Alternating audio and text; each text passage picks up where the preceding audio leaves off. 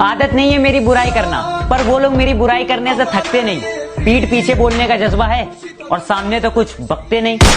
मेरा यही अंदाज इस मतलब इस जमाने को खलता है। ये जमीन पे अकड़, ये गुमान दिखा किसको रहे हो?